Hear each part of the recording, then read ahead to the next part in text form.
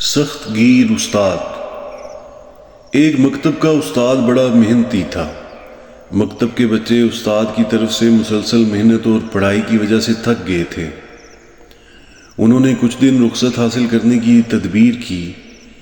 ایک دن سب طالب علموں نے بیٹھ کر پروگرام بنایا کہ جب استاد صاحب کلاس میں آئیں تو سلام لیتے وقت باری باری یہ کہیں گے کہ استاد جی اللہ خیر کرے، آپ کا چہرہ زرد محسوس ہو رہا ہے۔ سب بچوں نے اس پر اتفاق کیا اور قسمیں کھائیں کہ راز فاش نہیں کریں گے۔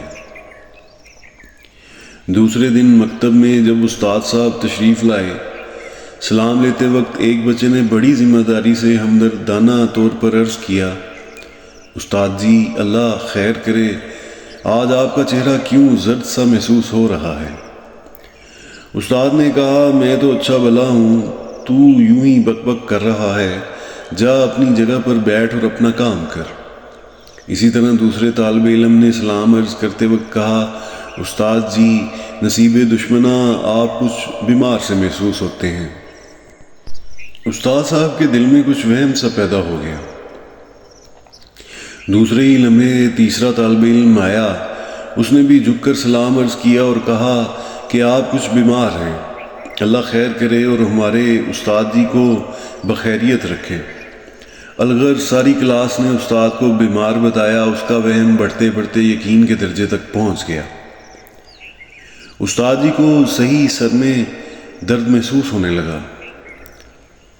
استاد صاحب بیماری کے وہم سے سست ہو گئے، چادر اوپر لے کر آہستہ آہستہ گھر چلے گئے اور بچوں کو کہا کہ مجھے گھر آ کر سبق سنا دینا۔ استاد صاحب جب گھر پہنچے تو بیوی پر خفا ہونے لگے کہ تو میرا خیال نہیں رکھتی، دیکھ میرا چہرہ زرد ہو رہا ہے، جبکہ بچوں نے میری بیماری کی نشاندہی کی ہے۔ بیوی کہنے لگی، آپ تو بالکل ٹھیک ہیں، آپ بیمار نہیں ہیں۔ استاد صاحب نے اسے جھڑک دیا اور کہا، جا میرا بستر بچھا دے۔ استاد صاحب بستر پر لیٹے، ان کے شاگرد بھی آن پہنچے، چارپائی کے گرد اونچا اونچا سبق پڑھنے لگے۔ لڑکوں نے گھر سر پر اٹھا لیا۔ استاد صاحب نے کہا، کم بختو، تمہیں پتہ نہیں میں بیمار ہوں اور تم شور مچا رہے ہو، میرا سر پھٹا جا رہا ہے، جاؤ اب چھٹی کرو، جیتا رہا تو پڑھاؤں گا۔ لڑکے دل ہی دل میں ہنستے ہوئے گھروں کو بھاگ گئے۔ گھر والوں نے پوچھا، تم بے وقت کیوں آ گئے؟ انہوں نے کہا، ہمارے استاد صاحب بیمار ہو گئے ہیں۔ دوسرے دن بچوں کے والدین استاد صاحب کی بیمار پرسی کرنے کے لیے ان کے گھر آئے تو کہنے لگے، صبح تو آپ چنگے بھلے تھے۔ استاد صاحب بولے، میری بیوی نے مجھے نہ بتایا کہ میں بیمار ہوں، خدا لڑکوں کا بھلا کرے، مجھے وقت پر بتا دیا، بس اب آپ دعا کریں اللہ تعالیٰ مجھے شفا عطا فرمائے۔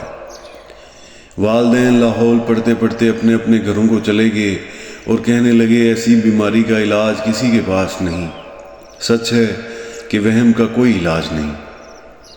درس حیات، وہم کا کوئی علاج نہیں، تو ہم پرست سے جو عقیدہ چاہیں منوا لیں۔